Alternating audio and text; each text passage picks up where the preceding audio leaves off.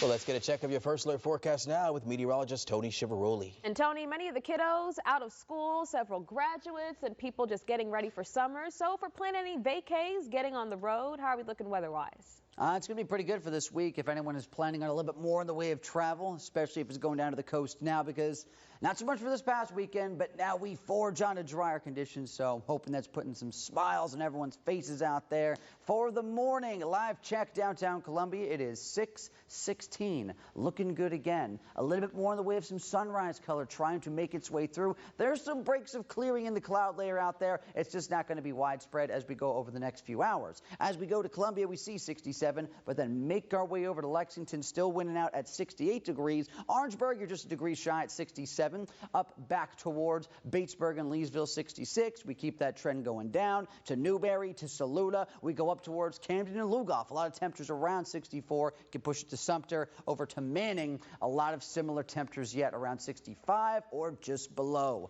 Tidbits, here we go. Getting into those high temperatures, lower 80s again, a bit below average, but still pretty nice. As we're, of course, rounding out the end of the month of May with a bit of mugginess hanging tough and spotty rain potential. Spotty, the key phrase here. Now we go on today, we go over the next couple of days, seeing a pollen outlook that is trying to get back to at least moderate levels, right in the middle, not high, but as we've seen things getting a bit drier, that grass pollen can try to make a bit of a comeback here after all the rain we saw on the weekend. Things were so saturated all around the region, but now, of course, that's just going to be an indicator of things, okay, holding steady in a drier sense this week. And as we see it, that's what looks to pan out, especially for today, as we see that cloud layer trying to break up a bit, giving way to a bit of afternoon sun. Yes, clouds will still linger, but even could be thinner at times, so honestly, this Wednesday should equate to a pretty nice day. A lot of highs in the lower 80s. We go on. We sit mainly dry. Then we go into Thursday,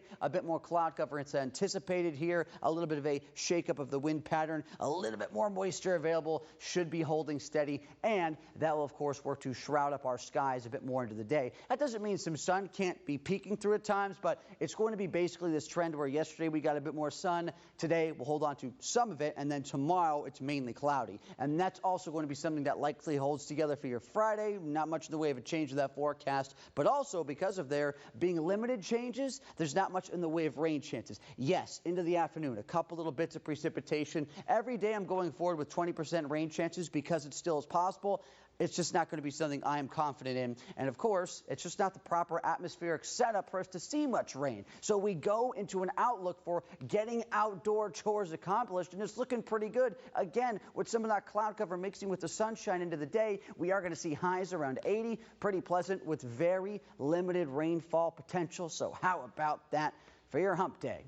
Tonight we get down towards lows in the mid and lower 60s. Not too impressed there. Of course, nothing going on. It's pretty typical. We see that into the rest of this week. All these low temperatures overnight and, of course, highs in the low 80s, making a bit of a jump between Friday and Saturday. That's why I think Friday, at least those small, tiny rain chances have a little bit of a better chance to pan out just because we could see a stray storm or two. That could change up to just a bit of some isolated thunder, a few showers into the start of your Saturday and into that early afternoon. But overall, I'm keeping things still very low with all those rain chances. Yes, they're pesky, they're hanging around, but nothing here through this stretch should be that big of a deal.